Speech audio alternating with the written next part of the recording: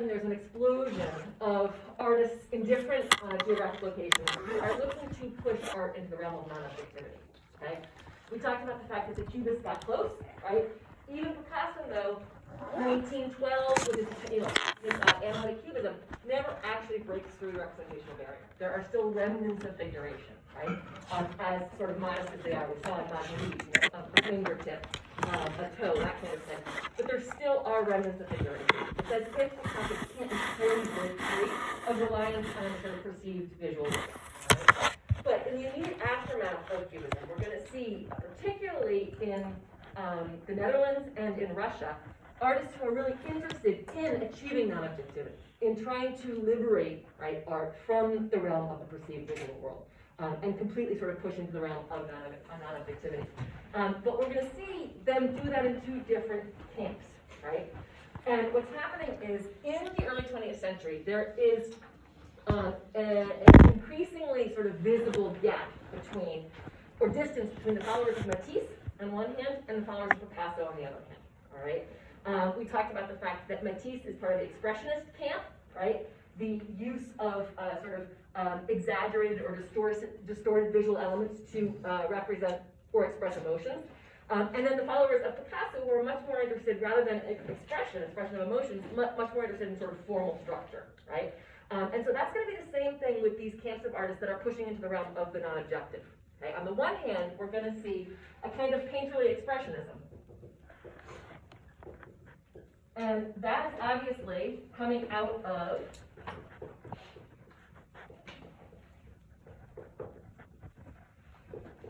the work of somebody like Matisse.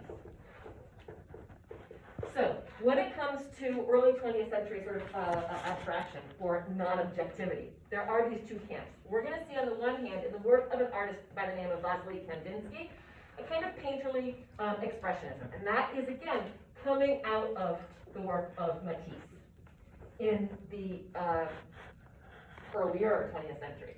And what Kandinsky is going to want to try to do, he becomes increasingly interested in trying to, again, break through the representational barrier, free art from reliance on the perceived visual world. But he is going to use sort of raucous colors. He's going to use color, again, still to express emotion, right? Now freed, again, from any sort of figure or object, but he's going to use color to represent or express emotion. Kandinsky is very interested in the representation of what he calls inner reality, right? So he is going to be, again, using non-objectivity, using the formal elements of color, line, form, but particularly color, to express emotion, right? His inner reality. He wants to be sort of faithful to his inner reality. We'll talk a little bit about him. But that is clearly coming from somebody like Matisse, right? We're, on the other hand, going to see a kind of linear, geometric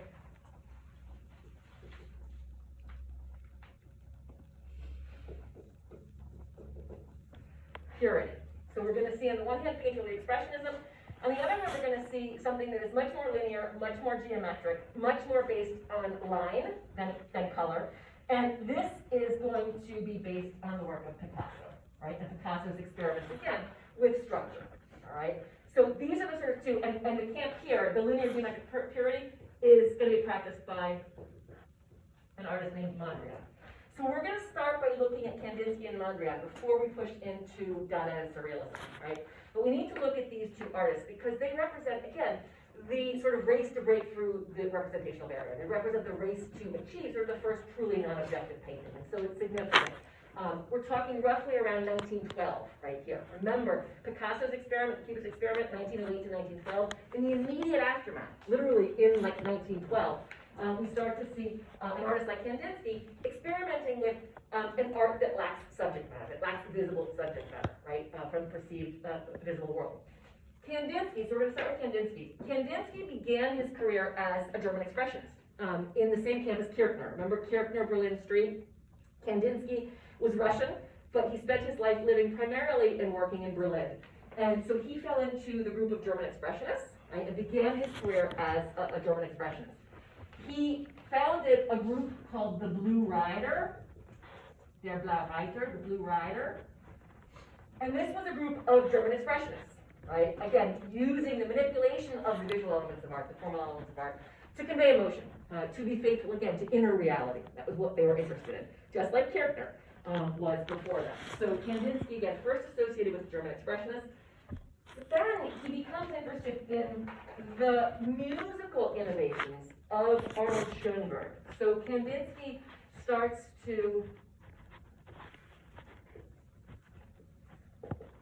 follow the work of a composer named Arnold Schoenberg. Let me get this Mondrian stuff off the board.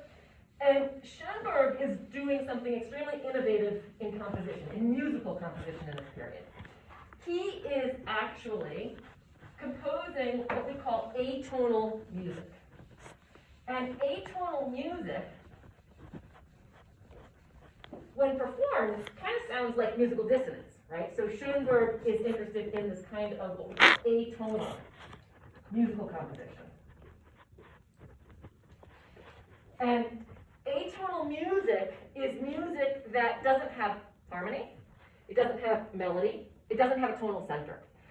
And so it doesn't allow the listener any respite, right? Any sort of moment to sort of rest, right? And so atonal music kind of keeps, it sounds like dissonance, it keeps the sort of listener constantly on edge, constantly on their toes, without allowing sort of, again, this sort of, moment in which to rest. So Schoenberg is experimenting with atonal music, again, music without a tonal center, and Kandinsky says, if music can exist without a tonal center, can painting exist without a subject? And that's sort of the sort of experiment that Kandinsky is interested in. So he begins in about 1912 to explore this idea, right, based on Schoenberg's musical composition, right, that it's possible, perhaps, for painting to exist without a subject matter, without a visible, identifiable subject matter. And because there is this musical analogy, Kandinsky starts to name, he creates a group of paintings in 1912, and he starts to give them musical titles. So composition, right, or improvisation, to push the musical analogy further, make it clear, again, that he's interested in sort of this musical analogy. And I will talk to you, or I will give you a quote by Kandinsky. Kandinsky actually was also a prolific writer, and he wrote about his sort of pictorial enterprise. He wrote a text called Concerning the Spiritual in Art, and he makes this sort of connection between painting and music really clear in a very famous quote from that text. He says, and remember, Kandinsky, coming out of the Expressionist movement, is really interested in color, as was Matisse. He's really interested in color as a carrier of emotion. We've talked about the fact that color, of all the sort of visual elements of art, probably is the visual element of art that can best convey emotion or express emotion, right? We have, again, in common parlance, the association of color and emotion. So, I'm red with rage, I'm green with envy. Those kinds of expressions suggest that there has long been a connection between color and emotion. Matisse knew that, Kandinsky knew that. So they're relying on color to convey, again, emotion, express emotion, convey what Kandinsky called inner necessity, right? His sort of inner reality. And in Concerning the Spiritual in Art, Kandinsky writes, color directly influences the soul, right? Color is the keyboard, and here's where the musical analogy begins. Color is the keyboard, the eyes are the hammers, the soul is the piano with many strings. The artist is the hand that plays, touching one key or another purposively to cause vibrations in the soul. So the idea is, again, using color as some kind of a keyboard, right? Color here is going to cause vibrations in the soul the same as the sort of strings on a piano do. So he's clearly making this musical analogy. And again, a follower of Schoenberg's and interested in atonal music. If music can exist, right, without a tonal center, can painting exist without a subject matter? The other thing about Kandinsky that is important to understand is that he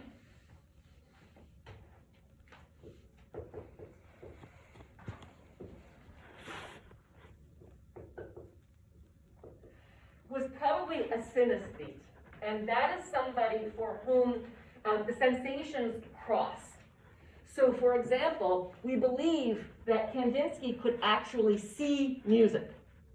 And because he could see music, we believe he also, right, tried to, because he could see music, right, he could sort of pictorialize music, he also tried to make it possible for us to hear painting. So in these sort of explorations of 1912, in these paintings with titles like Composition and Improvisation, we think that he's trying to get us to hear, not just experience the painting visually, but experience it with multiple senses, and particularly with our sense of hearing, right? To be able to hear, right? If this was a musical composition, what would it sound like is kind of the question.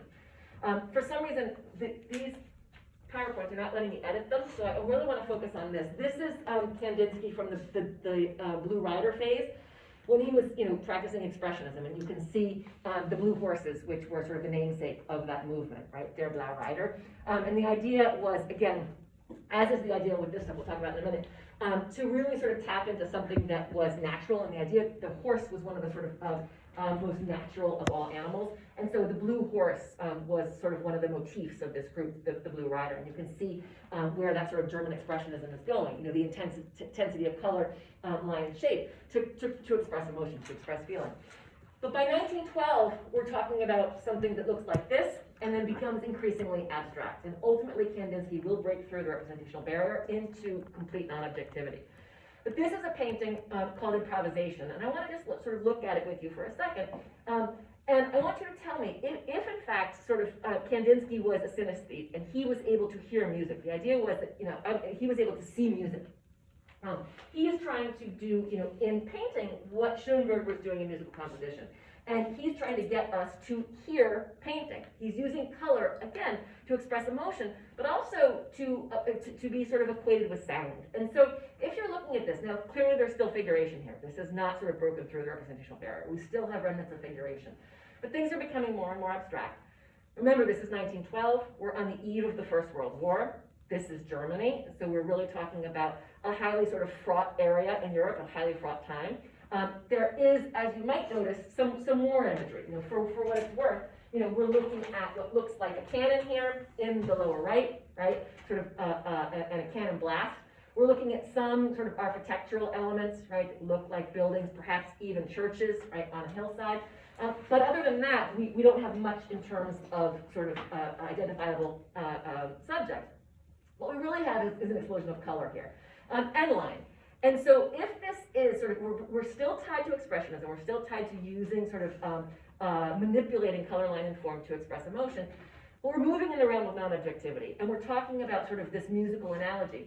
If you were to be able to hear this composition, how would it sound? What are the kinds of things that Kandinsky is trying to explore, is trying to express here, right? Can anybody talk to me about how this painting might sound? It sounds sort of strange, right? But that's what Kandinsky was really trying to explore in this series of work. It's called Improvisation. So, how might it sound? What do you sort of give me some adjectives that might sort of describe how a painting like this sounds. Now, yes, there is sort of some suggestion of conflict here, some suggestion of sort of war imagery, right? But even so, once we completely remove ourselves from that objectivity, we're still able to explore how these paintings might sound. And so what do you think, Lexi? I would think it would sound like really loud and like layered. Yeah.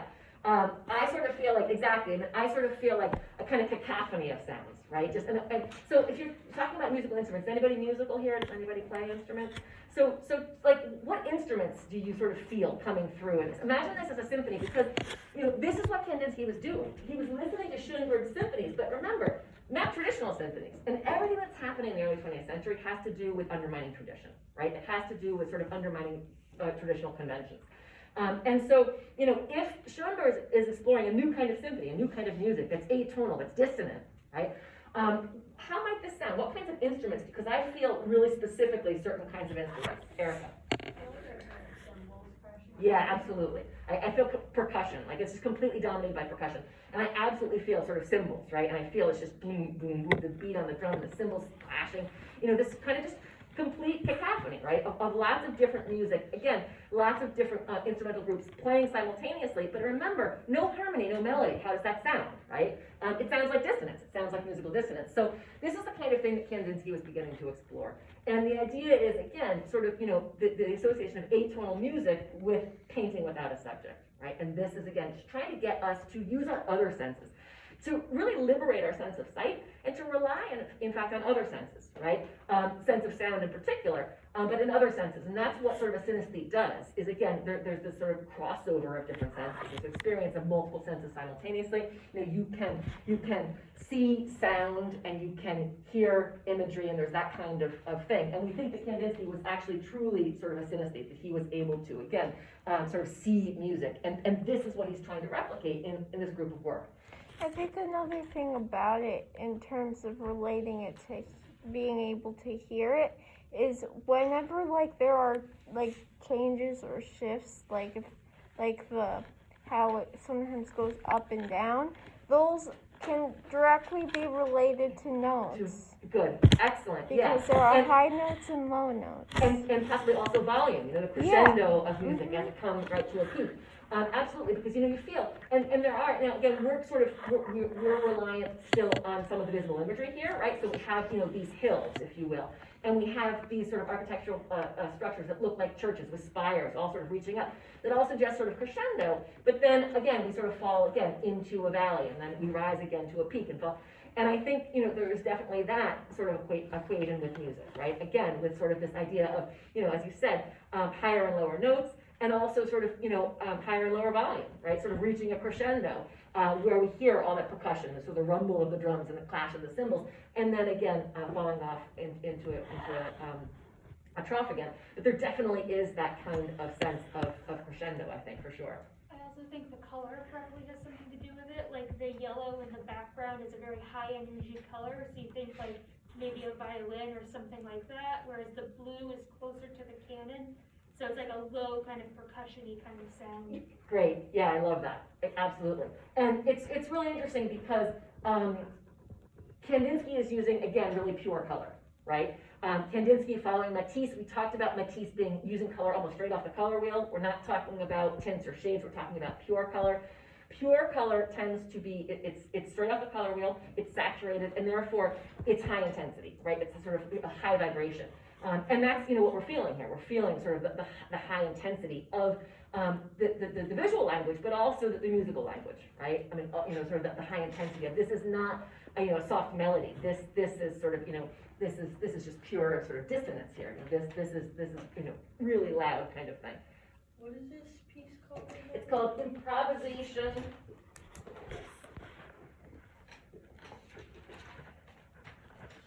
I think there's a number. Improvisation 28. Actually, not the exact piece, but it's in the series of improvisation. I was trying to find improvisation 28 when I started, but I couldn't edit my PowerPoint. But it's from the series called Improvisations, and the most famous improvisation is Improvisation 28, which looks very, very similar to this. I was also going to say, in terms of naming things after music and songs and stuff, it's kind of funny in terms of that as well, because you can have like multiple different versions of the same song in. Yeah, you're exactly right. And in the series, so in the text that I would use for this class, there actually is Improvisation 28, and Improvisation 28 is also the Kandinsky that they talk about in the reading that I've assigned. And this is another improvisation from that series that looks very, very similar to Improvisation 28, and it's exactly as you're saying. This is a series, right, with different versions of the same painting, if you will. Just like you can get different versions, right, of the same song in different, keys or whatever. It's the same thing that Kandinsky's playing with. These are series, right? They're not individual paintings, they're series. He also did a series called Compositions, and he did 1 through 7 or something like that. But they're all related to one another. And that's exactly, what you're saying, is that you can have sort of songs, again, sort of series of songs, or you can have the same song, played in different sort of notes. And that's sort of what Kandinsky's playing with here. So this is Kandinsky. Kandinsky, again, within a year or so is going to push this kind of thing with his compositions. So this is the improvisations. The next series is compositions. And that's when he pushes into the realm of non-objectivity. So we have something that looks really similar to this, except just without any recognizable figures, or any recognizable objects at all. And just a series of sort of colors, right? Series of really sort of saturated colors, undulating lines. And again, the idea is that we can hear those colors, we can hear those lines, right? And they're sort of equated to Schoenberg's sort of atonal music, to that kind of dissonance. Now, one other thing to understand about Kandinsky is that Kandinsky actually believed in a kind of sort of socio-political utopia. And so we're going to talk a bit about utopianism in this class today. Because in this period, and I remember this is right before the advent of the First World War, there was this real sort of interest in a socio-political utopia. This idea of undermining, right, tradition, undermining traditional sort of social and political systems, in an effort to achieve some kind of socio-political utopia. We're going to see that sort of notion come crashing down in the aftermath of the First World War, and that's in part what results in the advent of Dada, which we'll talk about today as well. But at this moment, there is still this kind of hope. This is, again, 1912, 1913, this kind of hope in the possibility of socio-political utopia, that it is possible to achieve something along those lines. And art was for Kandinsky and also for Mondrian, art was to play an incredibly important role in that sort of utopian society. The idea was to kind of infuse life in art, that art didn't have to be any more sort of the reserve, right, of the wealthy or the educated, that art could be infused into the daily lives of everybody, right, enriching the lives of everybody, and resulting in this kind of socio-political utopia. And so Kandinsky was definitely sort of a believer in that sort of, the attainment of that socio-political utopia, as was Mondrian. But they arrive at it through different sort of technical means. On the one hand, again, we've got this painterly expressionism, right, with sort of, again, a sketch-like brushwork and saturated colors, right, and curvilinear lines and organic shapes, versus what we're going to see with Mondrian, which is much more linear. So linear is the opposite of painterly. Painterly tends to be an art that relies on or privileges color. Linear is a style that tends to rely on or privilege line. And so we're going to see, as a contrast to this kind of painterly expressionism relying primarily on color, we're going to see Mondrian really privileging a more sort of linear, sort of hard-edged geometric purity. And we'll talk about what that means. But the goal is the same. In both instances, both of these artists are interested in this kind of socio-political utopia.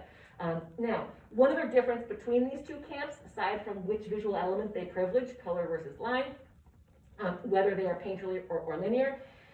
The other thing is that Kandinsky, again, was still very much interested in sort of what he called inner necessity, right? In, again, expressing his inner reality, right? His inner emotions.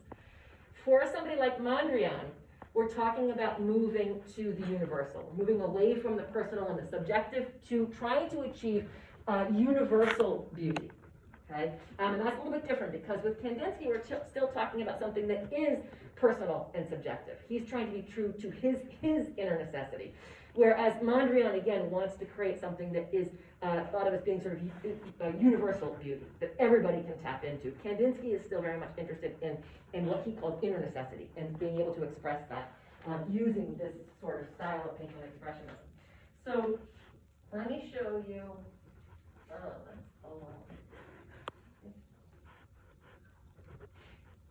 use my modern art PowerPoint that I thought might have.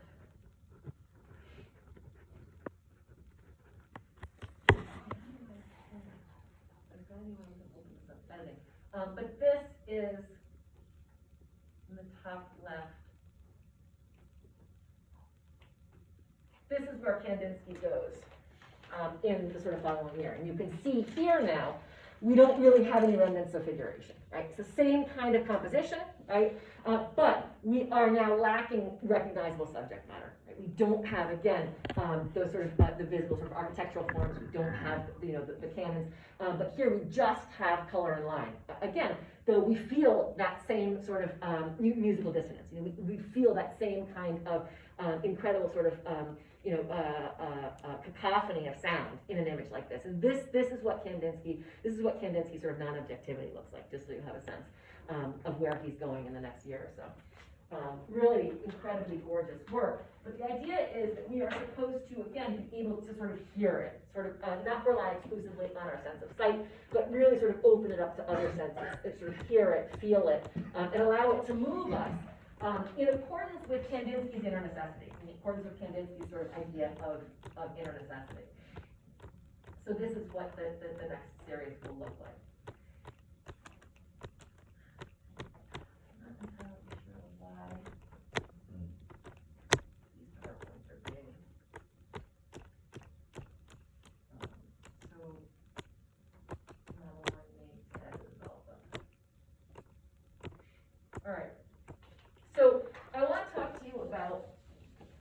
Mondrian before we talk about Dada and Surrealism.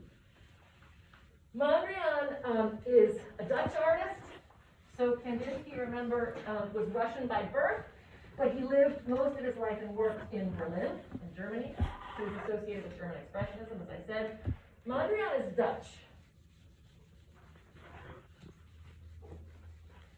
And in the Netherlands, in this period, painting is allowed to, unlike elsewhere in Europe, where the evolution of painting is entirely sort of curtailed by the advent of the First World War, the Netherlands remains neutral in the First World War. And so, interestingly, Mondrian is able to sort of continue to work kind of uninterrupted throughout the whole period of the First World War, which is one of the reasons why we see him explore sort of non-objectivity so thoroughly in this period, because his enterprise isn't interrupted by sort of international conflagration, isn't interrupted by the war.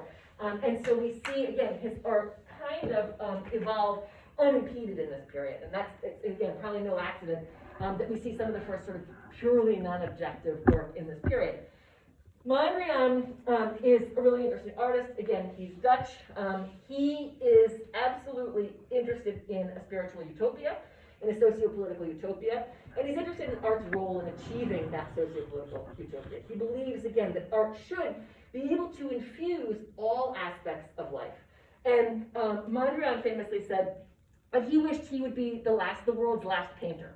And what he meant by that is, as soon as his enterprise was to try to allow art to infuse daily life, art to infuse our everyday reality. So art would infuse, again, our sort of residential spaces. Art would infuse our work spaces. Art would infuse, again, our daily lives. So there was a definite collaboration between painters and architects and artists working in sort of the decorative arts, in an attempt to, again, create this sort of fusion where art sort of infiltrates every aspect of reality. And Mondrian said that he wished he'd be the world's last painter, because if he'd achieved his goal in infusing our daily lives with art, there'd be no need for painters anymore. Right? All of a sudden, the painting, and the painter would become obsolete, because art, again, was sort of a part of our daily lives, had been fully fused with our daily lives. That was the utopia that Mondrian saw, was really this sort of place where art had become, again, part of our daily living experience, that we lived in art, right? In an artistic space, that we used, our teapots, et cetera, were art. And so that was sort of Mondrian's sort of vision of utopia. Mondrian talks about achieving universal beauty. And for Mondrian, that is very different than for Kandinsky, because it's not tied to inner necessity. For Mondrian, he's talking about truly universal beauty, one that is not subjective, that's not personal, right? But that can be enjoyed by everybody.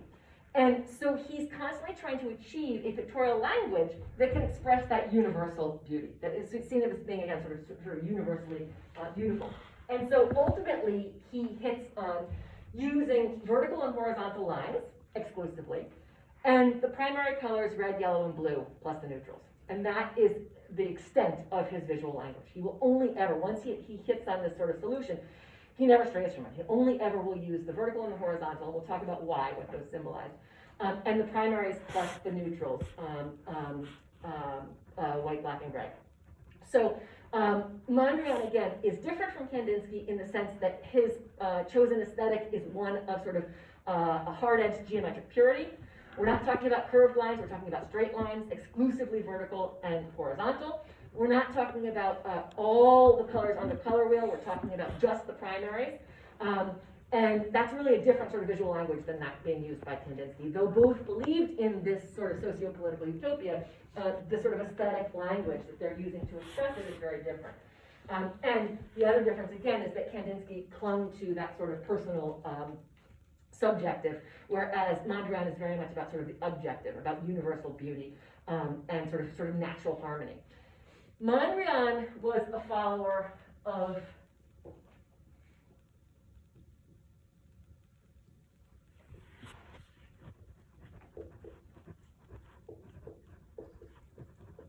a man by the name of Schoenmakers. and he was a practitioner of theosophy. And theosophy was kind of a mystical spirituality that was very popular in this period. And again, it spoke of, so Schoenmaker spoke of this sort of socio-political utopia. He talked about a world that was based on natural laws, right, on sort of natural harmonies that pre-existed.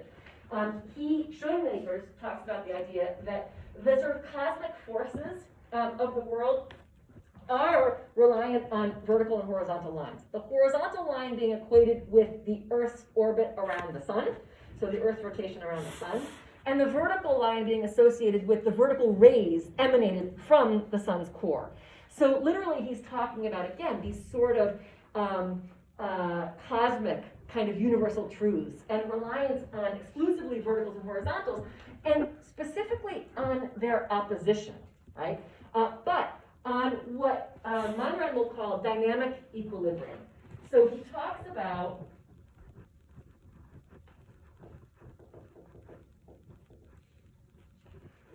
his sense, right, of the balance of opposites, right? Mondrian called it dynamic equilibrium, the balance of opposites. Somehow if we can get those horizontals and verticals to harmonize, right, we've achieved, again, that sort of universal beauty, that pure harmony that was sought. And so Schoenmaker talks about, again, the verticals and horizontals, so the horizontal being associated with the Earth's rotation around the sun, and the verticals being associated with the sun's rays emanating from its core. And he talks about the colors, the primary colors, as well. And the reason the primary colors can represent universal beauty is that the primary colors can together create any other color, but secondary or tertiary colors can never combine to create primaries. So the primaries were thought of as being, again, just like the vertical and horizontal were thought of as being sort of the core directional lines, the primaries were thought of being the core colors, right? This idea that the primaries were pure because from an admixture of primaries, you could achieve any other color. Any other color was possible as a result of mixing primaries, but you cannot get back to the primaries mixing secondary or tertiary colors. So this was sort of what Schoenmaker was talking about. He was talking about using verticals and horizontals and the primaries. And Mondrian, again, took that sort of solution, and he used, right, those combinations of lines and colors to create what he would call universal beauty, right? A pure harmony of opposites, this sort of dynamic equilibrium. We're going to talk about how he actually achieved that. But I want you to understand that the objective really was kind of political, right? It was sort of socio-political. The objective was this sort of utopia that I've been talking about. So Mondrian, I think I had a quote that I wanted to read from Mondrian.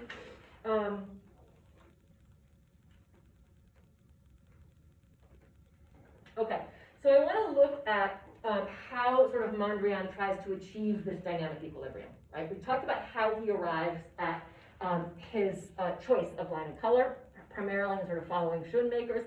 But I want to talk to you about how he achieves this dynamic equilibrium, how he places these lines and colors in this grid.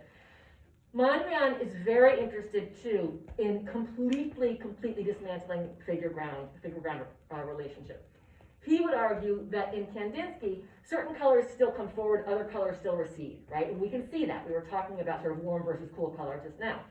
And Mondrian is interested in completely sort of undoing the figure-ground relationship, making it so that we're talking literally about a grid. And a grid, if you think about the grid sort of by definition, which is a series of intersecting verticals and horizontals, the grid is the flattest plane that one can achieve, right? The grid is by definition two-dimensional, this intersection of vertical and horizontal. And so Mondrian is going to rely on the grid as the basic sort of, as his basic compositional structure. And he's going to arrange rectangles of pure primary color within that grid. He's going to arrange those rectangles of primary color according to their visual weight. And this is something we haven't talked a lot about in this class, but in my Art 140 class, I talk a lot about sort of visual weight, because we spend lots of time on each individual visual element of art and talk about, which carries more visual weight. We could talk about actual weight, obviously, but color doesn't have actual weight. It does, however, have visual weight. So I want to sort of look a little bit at this painting on the left, which is called Composition in Red, Yellow, and Blue. Again, notice the sort of the titles, right? We're talking about, and this started with Kandinsky, we're talking about colors that don't relate at all to the perceived visual world. We're talking about titles now like improvisation, like composition, right, that are completely neutral, that are completely abstract, that have, again, no sort of connection to the perceived visual world. Because these artists now, these 20th century sort of non-objective artists, want to, again, remove reliance on the perceived visual world and create, again, this sort of world, this pictorial world of pure beauty. So let's think about how he creates this dynamic equilibrium. And in this, I want to sort of, this may seem far-fetched to you, but does anybody remember any other time in this class we talked about a kind of dynamic equilibrium? I called it a balance of opposites. Balance of opposites. Back at the very beginning of the semester, we talked about a kind of pose that was. Was it during like the below? I'm thinking of like the one where Christ was being lifted on the. Okay, so that's Yeah. sort of oppositional movement, right? Mhm. That is where it's sort of this idea of a lever, right, or a pulley, where you're pulling up, right, or you're pulling down on something to raise something, and that's oppositional movement. That's definitely Baroque, but I'm talking about something where we have again opposites that are in balance. Is Lexi. it contrapposto? Yeah. So remember this. And this is sort of interesting, right? So if you remember contrapposto, our famous contrapposto pose, right? It means counterpoise or counterbalance. It literally means, right, a sort of opposed equals, right? In a kind of dynamic equilibrium. And that is, it may seem far-fetched, but we have to understand Mondrian's enterprise as being part of this sort of classical or classicizing tradition, okay? Whereas what we just saw with Kandinsky would be more associated with the anti-classical or the Baroque, right? Remember all of those styles that were reliant on color, right, to convey emotion, the emotional viewer response, that would be Kandinsky, right? Subjectivity, right? The sort of the personal, the subjective, the idea of reliance on color to express emotion, the idea of the emotional viewer. Whereas in the classical and classicizing traditions, we're talking about the intellectual viewer, right? We're talking about a reliance on line as opposed to color. And that is in fact exactly what Mondrian is doing. So it's not an accident that there is a sort of a parallel in classical contrapposto pose. Contrapposto, right, counterpoise or counterbalance, these opposed equals, right, in what we might call dynamic equilibrium, right? Remember, I called this a pose of pure balance. That's not at all unlike Mondrian's dynamic equilibrium, this idea of opposed equals, right? And that's exactly what Mondrian is trying to do in a piece like this. So I want to look at how he creates that dynamic equilibrium, right? What he's going to do is he is going to place these colored rectangles in such a way that they create balance in the composition, right? They're balanced according to their visual weights. When we think about a balanced scale, we're talking about a balance of actual weight, right? So 2 gold coins with the same number of ounces. But we can also talk about balance of visual weight, right? So let's think about how that works. And I'm sorry I want to get rid of this and zero in on the composition in red, yellow, and blue. So let's first talk about visual weight for a second. With color, okay, we've talked a lot about warm versus cold color. Do you think red or blue, without looking at this composition, but just in general, do you think red or blue has more visual weight? India? Red. Yeah. So the warmer the color, the more visual weight it's thought to have. And again, that is because of our sort of visual experience, right? We've talked about the fact that warm colors, red in particular, actually do tug at the muscles in the retina differently than other colors. So there is a sort of physiological reason why we talk about red as popping, as jumping off the picture plane, as demanding our attention, as having a lot of impact, and therefore has a lot of visual weight, right? Does red or yellow have more visual weight? Abby? Yellow, I think.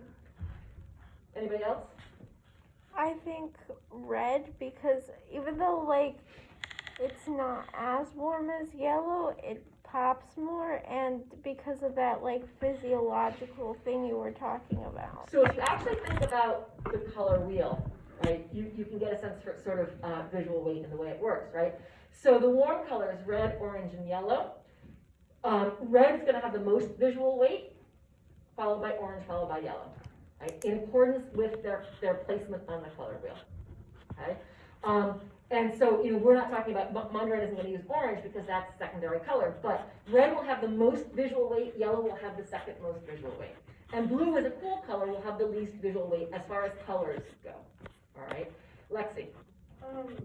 When I was thinking of like visual weight, I kind of thought of it as like the opposite, where like blue almost kind of feels like heavier, so that's why I kind of see it like being lower, and then like yellow's kind of like. Okay, and you're not wrong, because that's a piece of this equation too.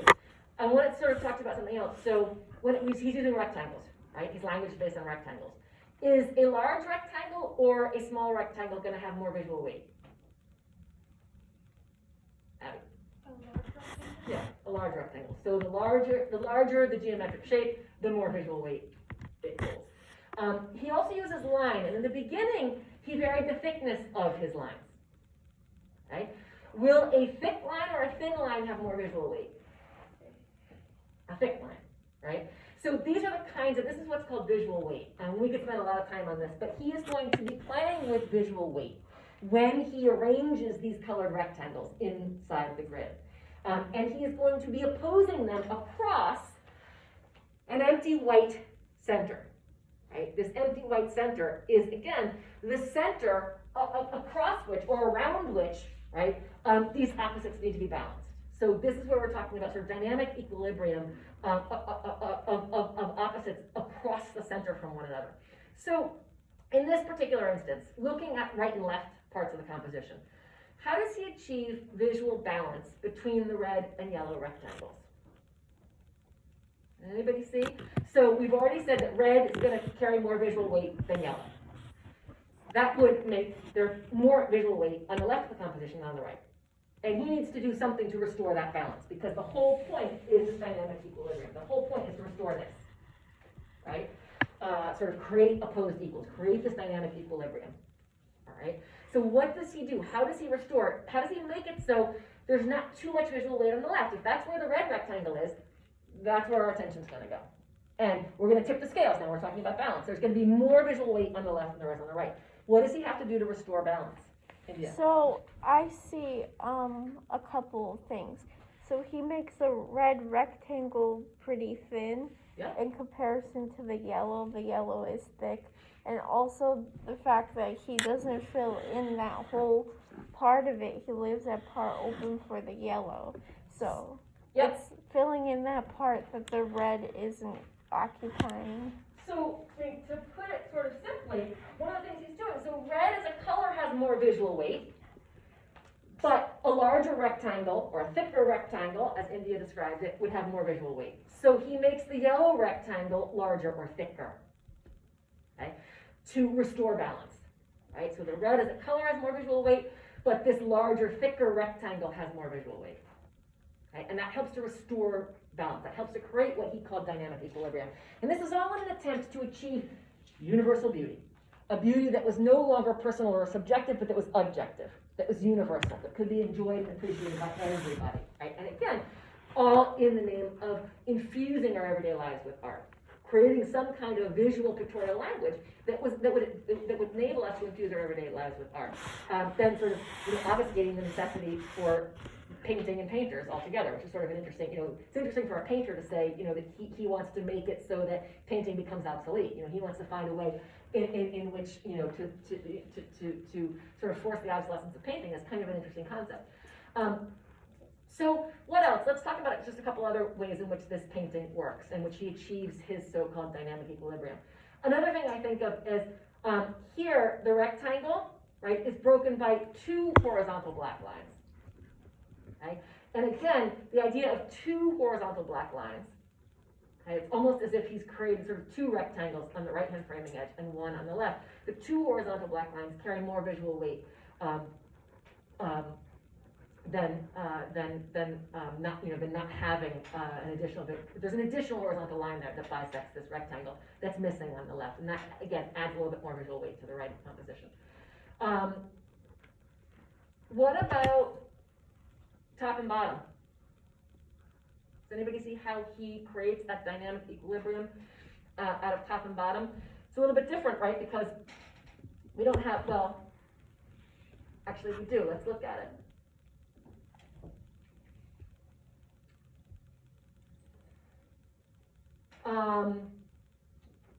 Let's look at the horizontal rectangles. We were talking about the vertical rectangles, so let's look at the way in which the horizontal rectangles are functioning and see if we can figure out how he's creating that sort of that dynamic equilibrium. Abby. I was gonna say,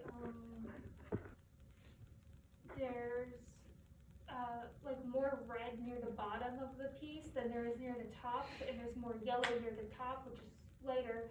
So the red at the bottom and the, blue near the bottom kind of equal out the weight, and, there's more, lines near the bottom as well, with the line, bisecting the bottom piece. Yeah. Yes. So I completely agree with you. So the red rectangle here, right, is sort of weighted, pushed towards the bottom. The yellow rectangle is pushed towards the top. Okay.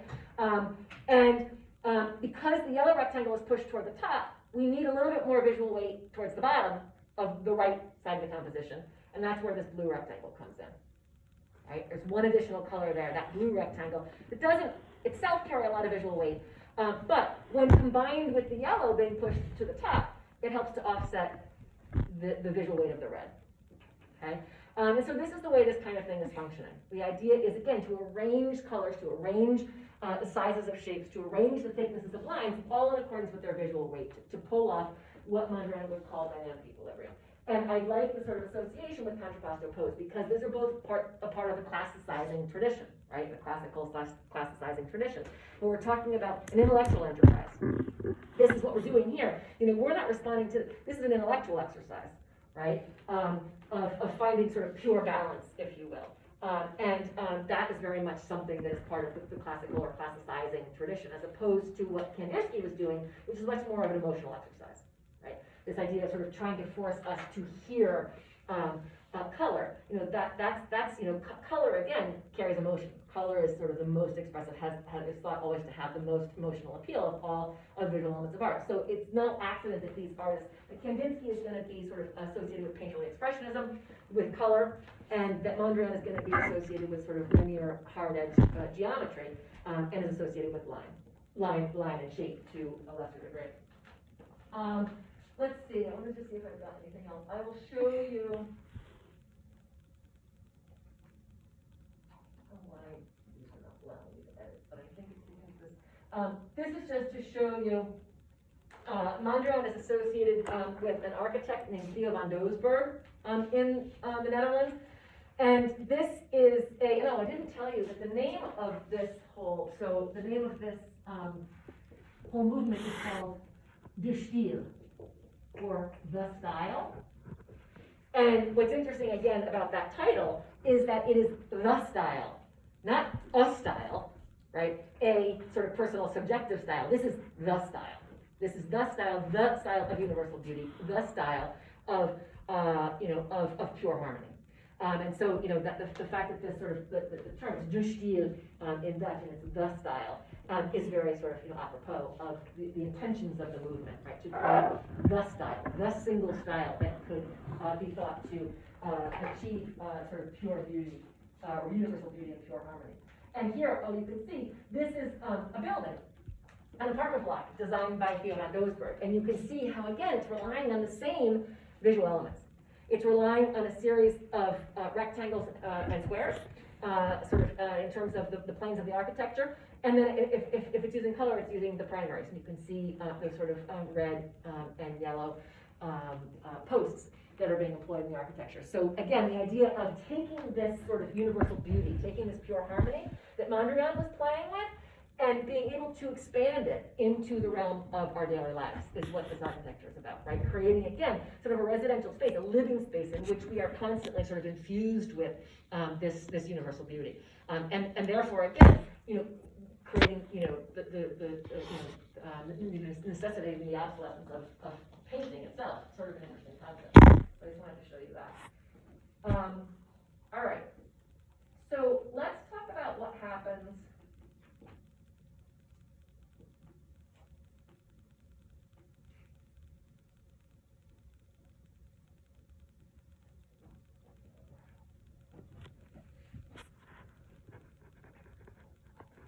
in the aftermath of the First World War.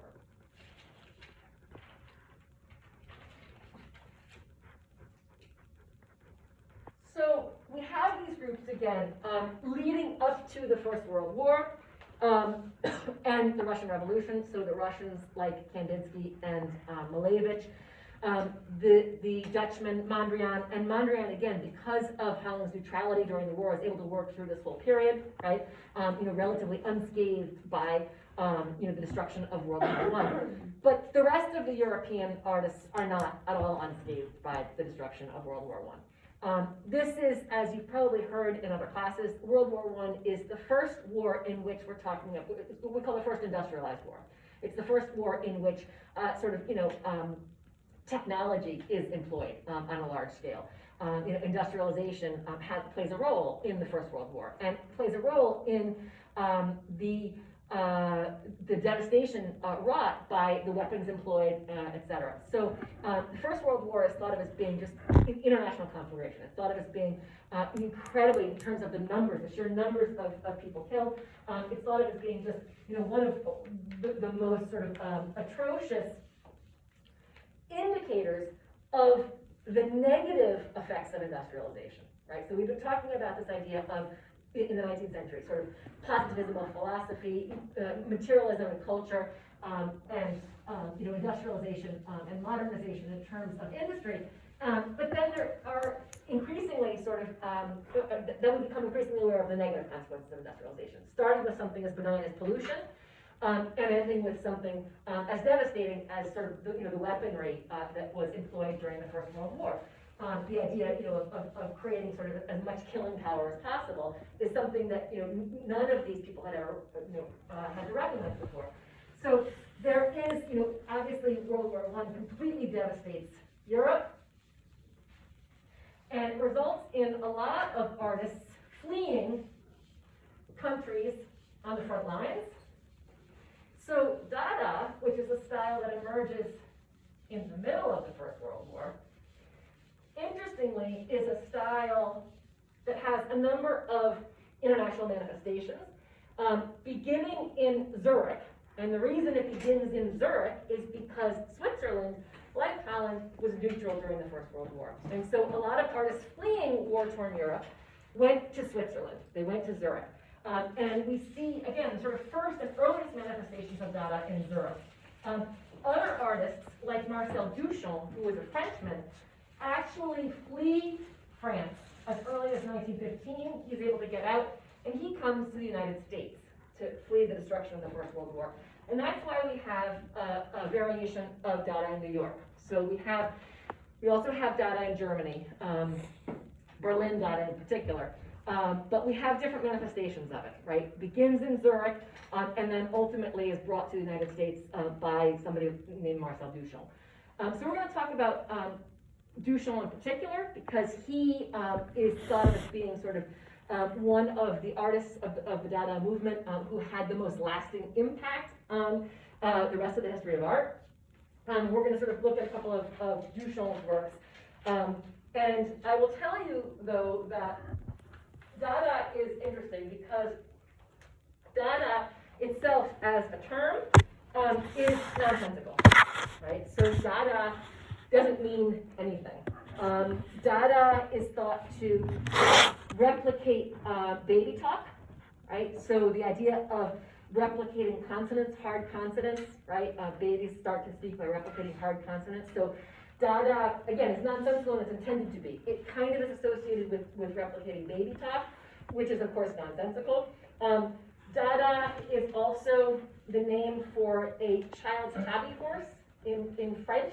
So the idea is associating the term with with infancy, with lack of rationality, with lack of a clear meaning. The idea is to create a term that's nonsensical in large part, because the movement was supposed to be nonsensical. The movement was supposed to be irreverent. The movement was supposed to, if we've been talking about all through the late 19th and early 20th centuries, we've been talking about modern art as being a style that questions the traditions of art, right? We've talked about that over and over again.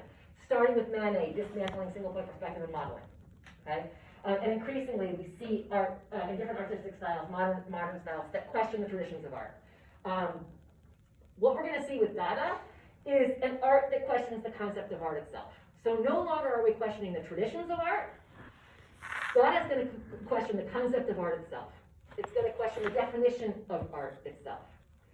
Dada is going to query whether an art object is even necessary anymore, right? So up until this point, regardless of aesthetic style, all of the modern artists still, right, agree on the fact that artworks are precious objects, that art, right, and that an artwork has to be associated with an object. Dada is no longer, right, going to subscribe to that belief. Dada is going to question whether having an object at all is important. So Dada is going to question a number of things. It's going to question sort of the idea of art. It's going to question whether craft or facture is required. In other words, does the artist have to make, does an object have to exist at all? And if an object does exist, does it have to be crafted by the artist's hand, right?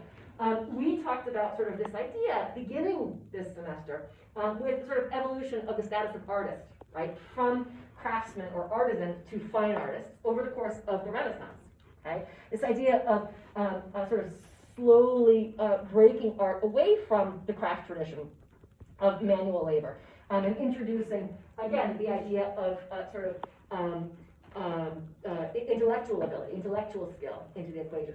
And in some ways, we're coming full circle here because Dada is questioning, whether, again, an object has to exist at all.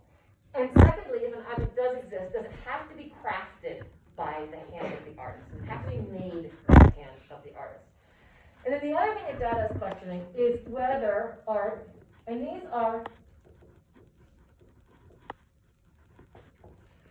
are time-honored, all art making to this point required an object, a precious object, made by the hand of the artist, and required aesthetic appeal. The thing has to be visually pleasing on some level.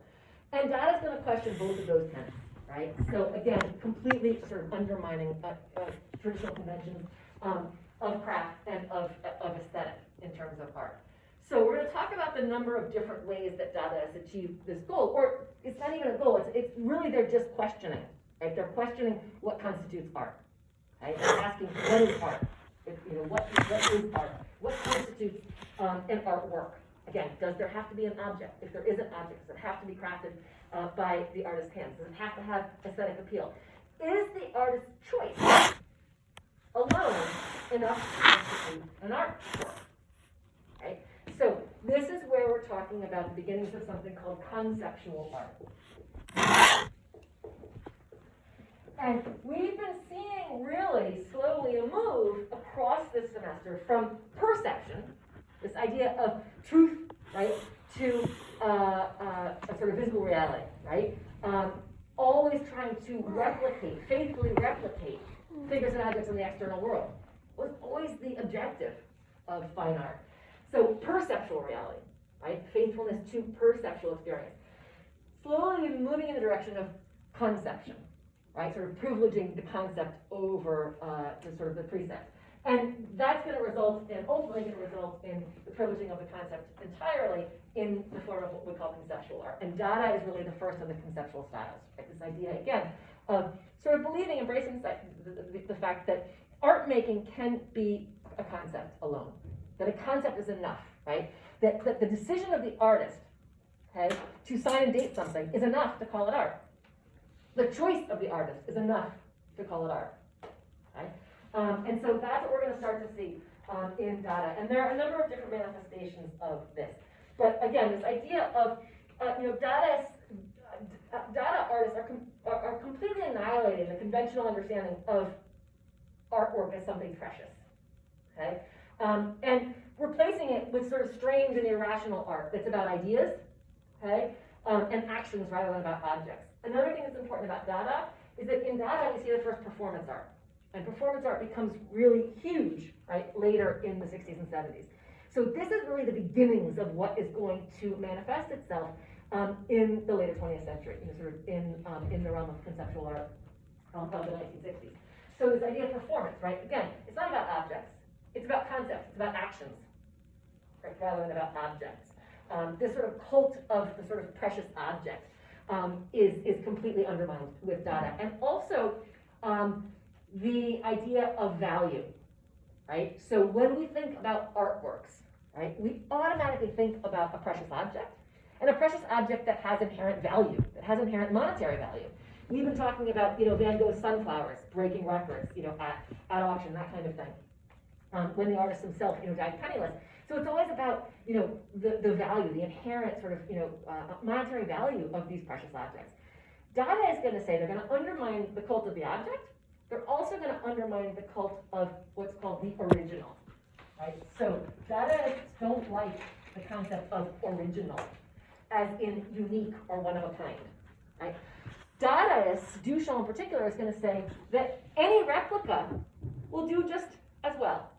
There is no original. The idea is that artwork should be infinitely reproducible, right? So that there is no original anymore. And this was all what Duchamp was doing, really the art world, the arts establishment was not ready for. And we're going to see some really interesting examples of that. The art world was just not ready for these challenges to, the sort of the institutions of art, and we're going to see, how that happens. It's really not, Duchamp is working in the early 20th century. He's working, in the period, in the aftermath of the First World War. And conceptual art doesn't really take hold until the 1960s. So he's some 40 years ahead of his time. And the art world is really just not ready for his queries. So, case in point, Duchamp flees France in 1915. He goes into self-imposed exile in the United States. He had already made something of a name for himself in Paris as a kind of cubist artist, a kind of cubo-futurist artist. So when he gets to New York, he's kind of welcomed with open arms as being sort of part of the Parisian avant-garde. And he's immediately welcomed as a founding member in the Society of Independent Artists in New York. And the Society of Independent Artists in New York is founded on the phrase, no jury, no prize. The idea being that anybody who wanted to exhibit an artwork could do so if they paid the $6 entrance fee. So you paid $6, anything you wanted to be exhibited would be exhibited. Nothing was rejected from exhibition. There was no jury, and there were no prizes. And that's a reference, obviously, to the French sort of, tradition of the salon, the annual juried exhibition venue in Paris. So this idea, no jury, no prize. And they welcome Duchamp as a founding member and invite him to submit something to its first exhibition. And he takes them up on the challenge, and he ends up going to a plumbing manufacturer called J.L. Mott Ironworks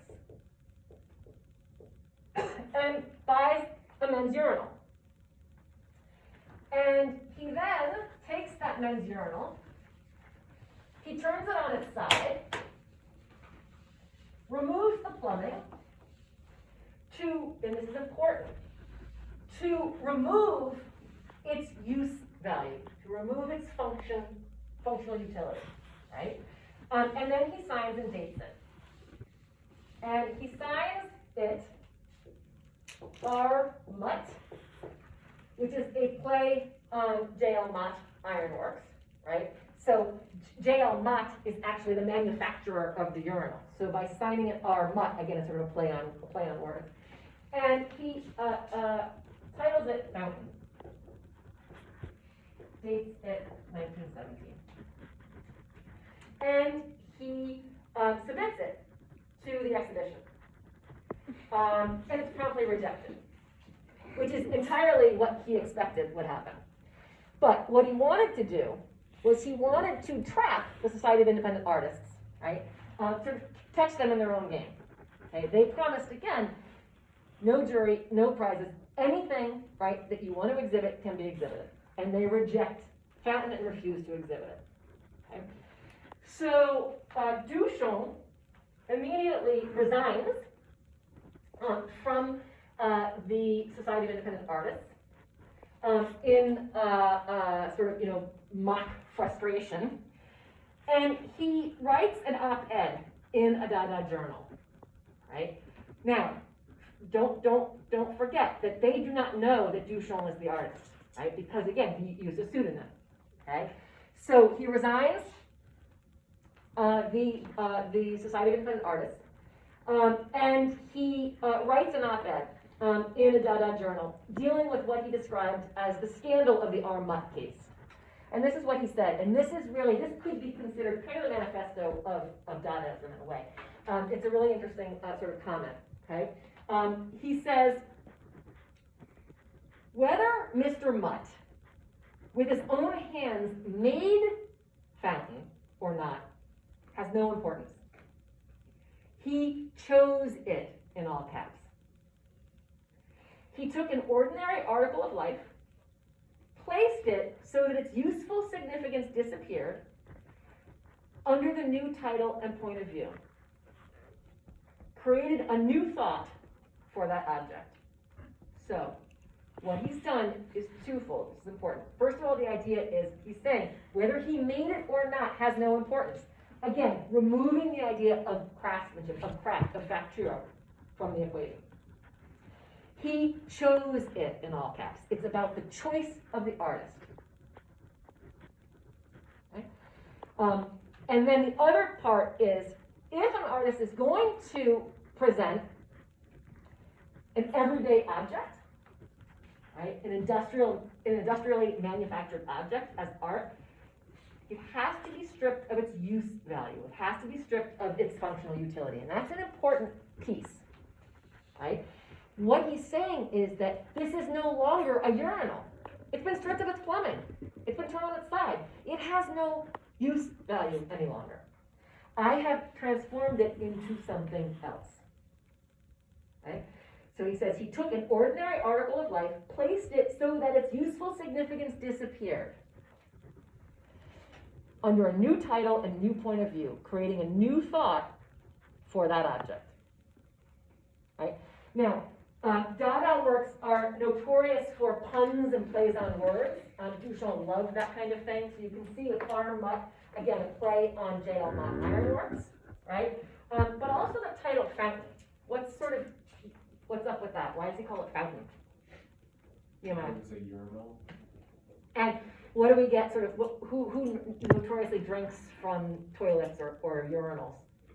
Yeah, right? You know, so you're always saying, you know, so yeah, the idea is, you know, here we have, right, this is no longer a urinal, doesn't have any plumbing, right? It's not attached to the plumbing anymore, but it's called Fountain. So again, it's this sort of play on words, right?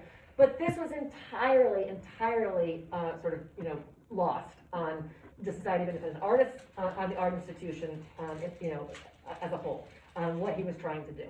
And in a way, he challenged them. He challenged the Society of Independent Artists to be true, right, to its sort of, you know, its dictum. And they failed him. And he knew they would. He expected that they would. But again, this challenge is a sort of unprecedented challenge to the art world, and that, you know, the art world just simply wasn't ready for. So it's really important, this idea that it's the choice of the artist to call something art that creates an art object. There doesn't have to, again, be any aesthetic significance. There doesn't have to be any sort of craft involved. It doesn't have to be made by the artist. The artist chose it, signed and dated it, created a new thought for that object, divorced it of functional utility, and that for Duchamp was enough for the thing to be called art.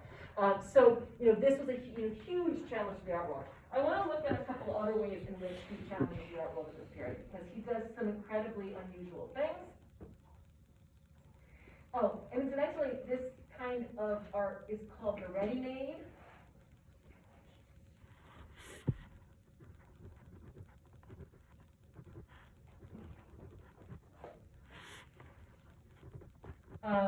He calls these works ready-made. Those are works in which the artist chooses, right, an industrially manufactured object and calls it art, right? Signs and dates it and calls it art. So Fountain is a ready-made. This is another one of Duchamp's famous ready-mades. It's called Bicycle Wheel. And he's taken a common, again, industrially manufactured bicycle wheel and mounted it upside down to a kitchen stool. Obviously, that bicycle wheel now no longer has any use value. Right? He's removed its functional utility. Right? He's combined it with another industrially manufactured object, right? And again, created a new thought for it. And this is a famous ready-made called Bicycle Wheel. What's fascinating about the ready-made, and I don't have a slide of this one, but this is one of my favorites. He bought a snow shovel at the 1917 equivalent of Walmart. I don't know what it was called, Acme. Bought a snow shovel, and he placed it in the museum. He signed and dated it, and he titled it "In Advance of a Broken Arm," which I think is just awesome, right? So the idea is, so here's your snow shovel, right? And if you actually use it, you're gonna ultimately end up falling and breaking your arm. So in advance of a broken arm. And the idea is, again, it's a ready-made, right? He has created a new thought for that object. He's talking about, sort of the notorious aftermath of shoveling, which is sort of, incident and injury kind of thing. So, these new thoughts for these industrial manufactured objects is really interesting. I want to show you another one that he calls so he has ready-mades, again, sort of industrially manufactured objects, removed of their use value, called art by being signed and dated by the artist. He also does what he calls rectified ready-mades.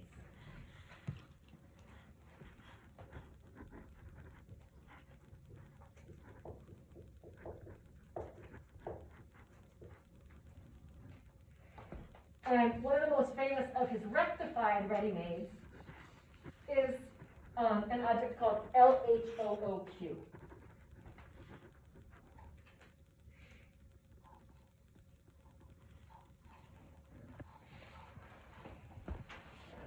This is LHOOQ. So here, Duchamp takes a cheap reproduction of the Mona Lisa, and he adds a mustache and goatee. Rectified ready-made, because the reproduction of the Mona Lisa, the postcard reproduction of the Mona Lisa, is a ready-made. It's an industrially manufactured object. But he's rectified it, right, by adding the mustache and goatee. Okay. So immediately, right, he's taken this icon of cultural significance for the French and completely undermined its importance by irreverently adding this mustache and goatee. But his sort of sacrilege doesn't end there. He calls, now don't forget, he's a Frenchman. He titles this LHOOQ. And remember his love for puns and plays on words. And this will sound, here he's going to actually add kind of sexual innuendo, right, to the revered sort of iconic Mona Lisa. LHOOQ, he was a Frenchman. If you pronounce the letters in French, it's LHOOQ. And that sounds a lot like LHOOQ, which is a French slang phrase for essentially sort of modestly translated, she's hot for it.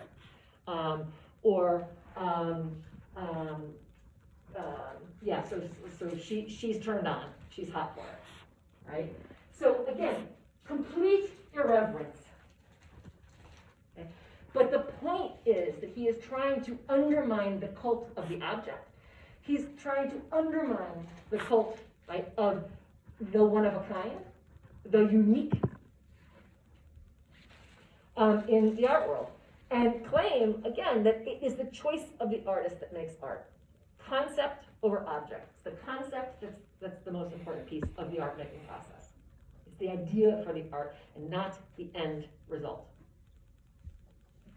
And something that's interesting is that, and this is pointed out in one of the readings for Dada, is that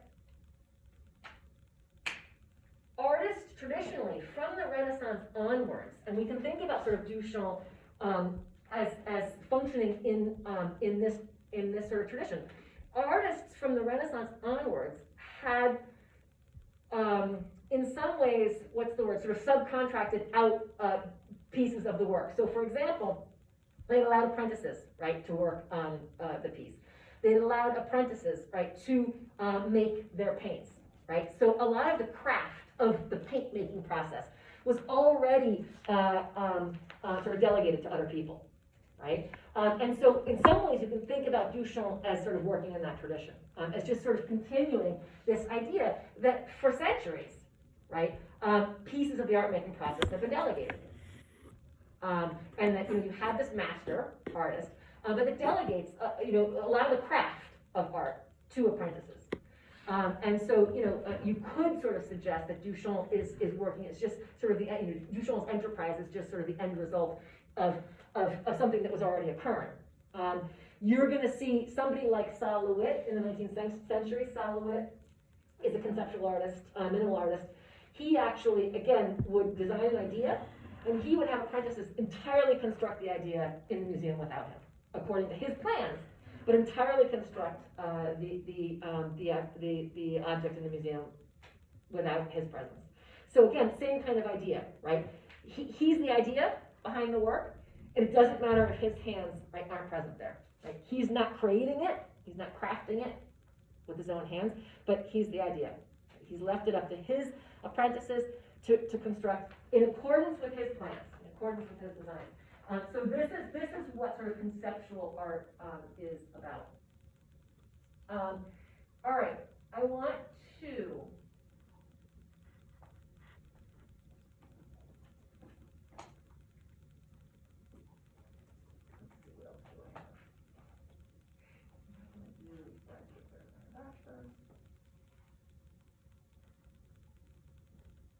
let's talk a little bit about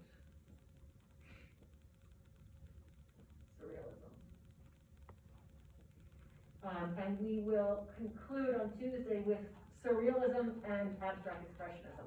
And it provides a nice segue, surrealism to abstract expressionism, because the abstract expressionist enterprise is based in part on the surrealist enterprise. So we saw that the sort of Dadaists, right, really were moved by the horrors of the First World War. And the idea there was that the rational, right, one of the reasons why Dada is art based on the irrational and the illogical is because they would have said that the rational and the logical led us to international war, led us to international conflagration. So what good are they, right? This is where the logical and the rational have led, right, to killing on a mass scale.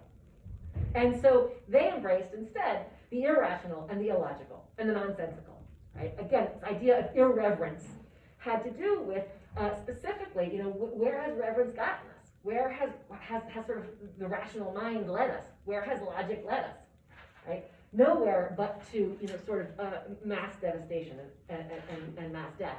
And surrealist enterprise is going to be connected to that concept, okay?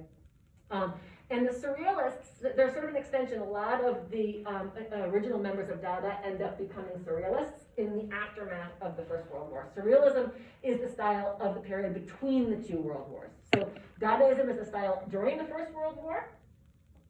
Surrealism is the style of the 20s and 30s, right, between the two world wars. And then abstract expressionism is the style that emerges in the aftermath of the Second World War. So what's happening with the surrealist enterprise between the two world wars is a continuation of this sort of idea that logic and reason have led us nowhere. And so let's continue to embrace the illogical, right, and the irrational. The surrealists just marry the sort of Dadaist enterprise with psychology. We're talking about a group, the founder of surrealism being a man by the name of André Breton, also a Frenchman, who is very much influenced by the work of Sigmund Freud. Freud, one of the original, sort of the world's original psychoanalysts, who is very much working at this time. And Freud, so Breton and the surrealists are going to be reading Freud, and they're going to be interested in what Freud's entire sort of, the basis of his psychoanalysis is that Our minds are a battleground between opposing forces, between the conscious and the subconscious. And it's all about, who wins, who prevails, the conscious mind or the subconscious mind. So Freud talks a lot about, again, our minds as sort of being battlegrounds between, sort of the ego and the superego, the ego and the id, constantly sort of battling with one another. And so what the surrealists want to do is they want to tap into Freud's unconscious or subconscious mind. And what they want to allow is for that subconscious mind to express itself, right, artistically. Again, the idea being the rational mind has led us nowhere but to hell. So let's tap into the irrational. Let's tap into the subconscious as opposed to the conscious and see what happens if we allow the subconscious to reign supreme, to gain the upper hand.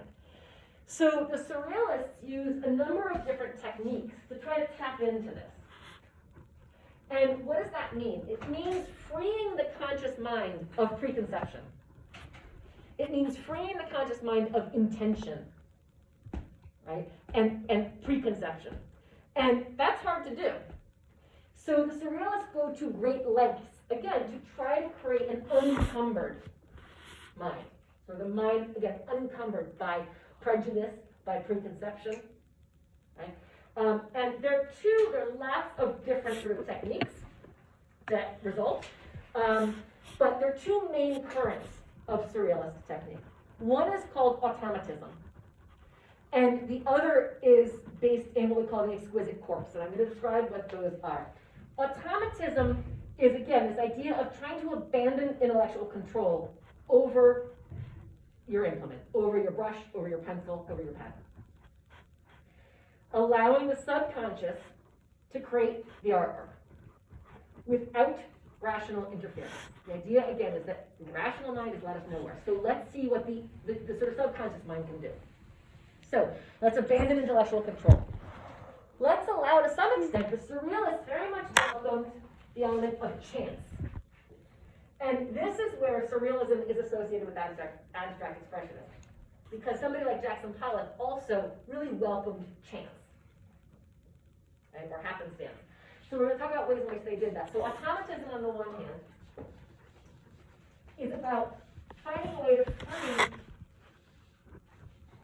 the art-making process from the conscious mind, okay, from intellectual control, and allowing the sort of the subconscious to create the artwork. And we'll talk about sort of there are a couple of different techniques for that. So automatism on the one hand. We have frottage and grattage are two of the techniques of automatism. Right? Think about doodling. Sort of automatic drawing is kind of like doodling. Right? It's kind of like stream of consciousness drawing. Again, the idea of trying to rid the conscious mind of preconception. Sort of stream of consciousness. Just allow the hand to go where it will. So what happens with these automatic drawings is that we start with what appears to be a scribble. Right? This is one of the more famous of the automatic drawings. And you see that it sort of starts with just a series, again, of lines, sort of a scribble, a doodle. But then the artist is able to look at that doodle, that scribble, and where forms, figures, and objects suggest themselves, the artist will go back and clarify those with overdrawing. Okay? But the point is, again, that those figures and objects emerged subconsciously. So, for example, you can see here, in this sort of scribble, you can see here that sort of clasped hands had sort of suggested themselves. So the artist came back, right, and included overdrawing, right? There are supposed to be sort of, all sorts of sort of body parts, genitalia, and so forth, sort of suggested by this doodle. The artist went back again and sort of clarified, made visible. But the point was that they were suggested unconsciously, subconsciously, okay? And so therefore, this drawing was thought of as being sort of automatic drawing, was thought of as being truer than any kind of conscious drawing would be, because it's tapping into the artist's subconscious. Yes. Might be reading too much into it, but do you think that there is still a layer of conscious reading within it? Because if they were inspired by Freud's work and his idea of the subconscious being very like genital and body part heavy, do you think that might have? Yeah, I mean, I think absolutely, because if you look at a lot of surrealist work, we call it biomorphic because it's all about sort of body parts. They keep revealing themselves over and over again, right?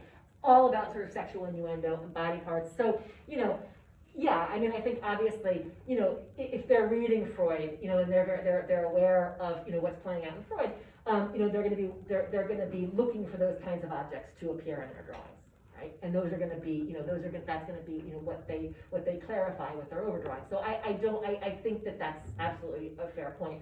I think surrealism to me, it's hard to imagine. This is the piece that I don't really ever understand. It's hard to imagine. I understand the intentionality. It's hard to imagine really being able to completely shed conscious thought. You know, how do you really, how do you get to that place where you can completely shed conscious thought? You know, preconception and intellectual control. I'll give you one example where of a surrealist artist that I think does succeed. But like this, with this drawing, this automatic drawing, I mean, I think, you know, you're right. Clearly, you know, certain things are suggesting themselves, you know, because that's what the artist is thinking about. So I do agree with you.